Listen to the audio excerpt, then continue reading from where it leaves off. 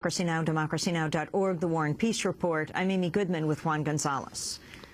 Well, the Iowa caucus is less than 2 weeks away. The Republican presidential race is still up for grabs. One recent poll in Iowa shows Texas Congressman Ron Paul in the lead, followed by Massachusetts Governor Mitt Romney and former House Speaker Newt Gingrich.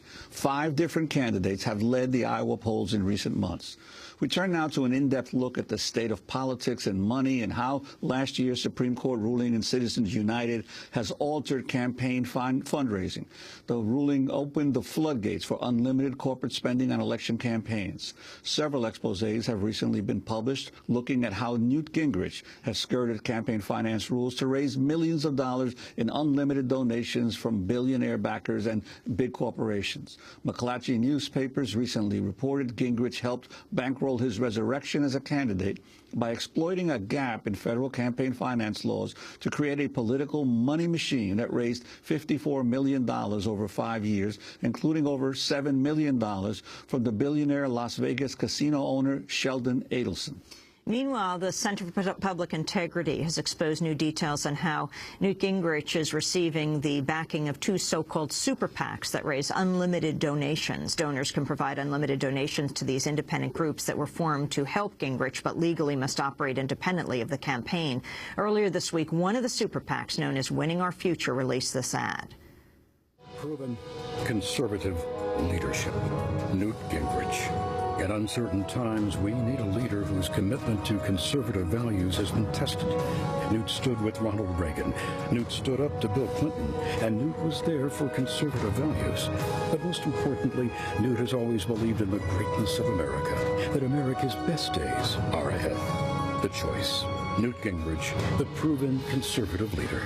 Winning Our Future is responsible for the content of this message. Newt Gingrich, of course, is not the only presidential hopeful benefiting from super PACs that take in unlimited donations. A Mitt Romney-aligned group called Restore Our Future PAC recently produced this anti-Gingrich ad. And on the issues, Newt's been on all sides. He supports amnesty for millions of illegal immigrants. Gingrich even teamed up with Nancy Pelosi and Al Gore on global warming. And Newt was a longtime supporter of a national health insurance mandate, the centerpiece of Obamacare. Maybe that's why George Will called Gingrich the least conservative candidate. The Gingrich record, 30 years in Washington, flip-flopping on issues. Check the facts at newtfacts.com. Restore Our Future, Inc. is responsible for the content of this message. To talk more about money and politics, we're joined by 2 guests in Washington. Peter Stones, reporter at Center for Public Integrity. He's covered lobbying campaign finance issues for the past 2 decades in Washington. He's author of Casino Jack, a book about the Jack Abramoff lobbying scandal. And Greg Gordon is with us, investigative reporter from McClatchy's Washington Bureau.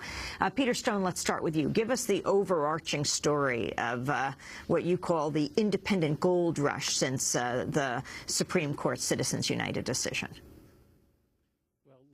We began to see an enormous tidal wave of money going into new outside groups, the most prominent of which was American Crossroads and an affiliate called Crossroads GPS, which together raised about $71 million, including many multi-million-dollar contributions from old friends of Karl Rove, who was a founder of Crossroads. This year, the new thing is presidential super PACs, candidate-specific super PACs. And we've seen these established so far by just about every presidential candidate. Romney has so far built the most lucrative one. Romney's allies, 3 former aides who were involved with the 208 campaign, started the super PAC early this year. And in the first 6 months, they raised $12 million. They were the first really out of the gate with the biggest pile of money in their coffers. They had a few million-dollar contributions from old friends and supporters of Romney, including New York hedge fund mogul John Paulson gave $1 million. And we've had others now. As Gingrich has begun to gain momentum in recent weeks, his allies have set up 2 of these so far. The most potent seems to be Winning Our Future, which is being run by a woman named Becky Burkett, who spearheaded the fundraising for the group you alluded to before, the 527 that Gingrich used for 5 years before his campaign. And Becky Burkett was joined this week by Rick Tyler, his longtime communications aide, who was briefly the spokesman for the campaign. Tyler's going to be helping to do fundraising and coordinate activities with the other super PACs, which is legal, to make sure they get the most bang for their buck and are most effective. President Obama's allies have set up these as well. So far, they've not done very much in the fundraising. They've only raised a small amount, a few $1 million, but they'll probably pick up early next year. So we've had this rise of these super PACs. They're supposed to be independent of the campaigns, but because of weak FEC rules and enforcement, there's a lot of wiggle room, especially on the fundraising side. The most prominent example so far of overlap, if you will, or links between the super PACs and the campaigns is probably a fundraiser that was held in July in New York, which I reported on, that Romney attended while he was in New York doing two other events, one for his campaign and one for a party committee. He dropped in on a fundraiser that was solely for the super PAC, Restore Our Future, and he spoke briefly there and then left. He was perfect. The law allows him to do this. And the only restriction is that he is not allowed to ask for unlimited donations at these events. He can ask for a donation of up to $5,000, but nothing more. So there are examples like this. A top Romney aide this summer moved from the campaign to spearhead the fundraising at the super PAC, a fellow named Steve Roche, which was a sign that there was going to be more emphasis on these super PACs. So we have a situation with these parallel groups set up that are now running the bulk of the negative ads. Romney's, in particular, has been blasting away, spent a few $1 million in Iowa just in the last week or 10 days, and they've had a big impact on Gingrich's standing there.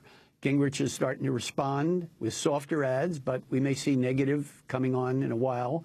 He said he wants to keep it, keep it friendly. But the dynamic of these super PACs is to go negative and do the dirty work that the campaigns won't or can't. Let the campaigns stay above the fray, be positive. That's more or less a quick overview of it. Well, and Greg Gordon of the McClatchy Washington Bureau, you've looked especially at how Newt Gingrich, before his campaign run, raised millions and millions of dollars with these types of organizations. And can you talk about that? Yes. Former Speaker Gingrich set up a group in 2006 that is actually formed under a provision of the Internal Revenue Service Code called the 527. And these groups are allowed to also raise unlimited donations. Before the Supreme Court ruling, they could spend them on political advocacy, but they could not try to defeat a particular candidate or advocate in favor of a particular candidate. So what happened is that basically, well, let me just take a step back. In the early 2000s, we saw the passage of this historic campaign finance overhaul, and the idea was to stop soft money, which were these unlimited donations to the national political parties. And the byword of this whole campaign was, we're going to get the big money out of national politics. So here we are, less than a decade later, and we're back to huge money, huge individual donations, and now coming from corporate treasuries and potentially union treasuries that basically can turn the tide as far as the finances of a particular election campaign. Okay, so what Gingrich did is yet another twist. He set up this group called American Solutions for Winning Our Future. And this group was raising money, and it had spent a few $1 million out of the 54 million, maybe $7 million on a few campaigns. One of which was to try to overturn President Obama's health care reform bill or act, and another was to fight climate change legislation and so forth. But the other thing that happened is that it bankrolled Gingrich as he flew around the country. $8 million in chartered flights as he went around and rebuilt his profile after, you know, a long hiatus from his prominent role in politics, as you know, in public service. And so you have kind of a bleeding here, because all of a sudden last spring, former Speaker Gingrich announces he's going to run for president. He never, unlike most of the other presidential candidates, formed an exploratory committee. He was all set up through this group. The question is, you know, did he use this group? These groups are supposed to be independent of candidates. Was he at any time really a candidate? How did this group benefit his campaign? One way I might note is that there's a little charter airways company called Moby Dick Airways out at Dulles Airport outside Washington that flew him around. And his campaign also used that same company. And as of October 31st, its last report to the Federal Election Commission, it owed $451,000 to that airway, to that charter airway company. So did that company float the campaign credit that it might not have gotten were it not for its relationship with this 527 group that Gingrich you know, used to reinvent himself? And one of the big donors to his groups, Sheldon Adelson, could you talk about him?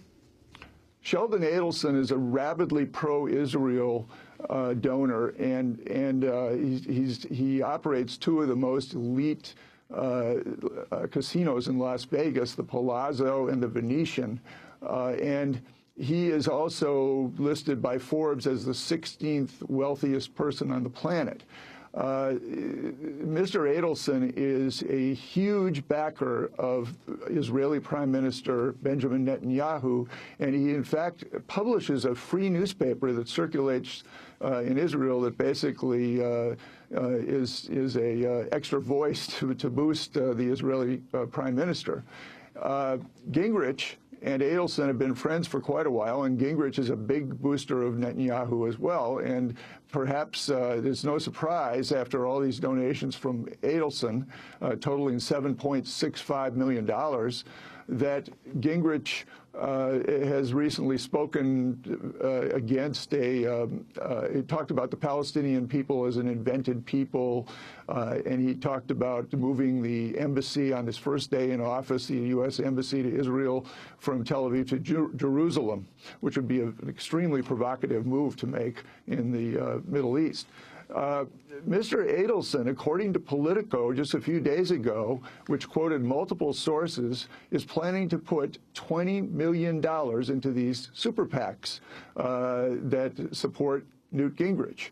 And so you can see now Newt Gingrich has a huge deficit to make up between the latest number we've seen that his presidential campaign has raised, or that we've been told of by the campaign, is under $7 million, which is in fact less money than Mr. Adelson gave to the 527 group. And so we see the possibility that wealthy donors, in a matter of a couple, 3 weeks, can totally change the playing field in terms of the money of a presidential campaign. Peter Stone, you've also written about Sheldon Adelson being investigated. Adelson. Right. Well, Adelson, let me just start to add a couple things to what Greg said. Adelson did vehemently deny the Politico story. But he left the door open. He called Politico. The guy's very reclusive, doesn't talk to reporters, but he was pretty irked by the report, and he called them up and he said, I have made no commitment to do so. He quickly added, though, doesn't mean I won't do so in the future. I did a follow-up story on it this week where I talked to other sources, including old friends who he'd signaled in recent weeks that he was probably going to help Gingrich. One of his old friends, Fred Zeidman, told me on the record that Adelson had said to him, I'll do whatever it costs, quote, I'll do whatever it costs to help Gingrich. I think he's going to be a little bit cautious. He has a record of... We have 5 seconds. Okay. Back to the investigation very quickly. There is a foreign corrupt practices investigation underway. The Justice Department and the SEC launched this. They're looking into possible violations of this law involving potential bribery in Macau. I want to thank you for being with us, Greg Gordon and Peter Stone. I'm Amy Goodman with Juan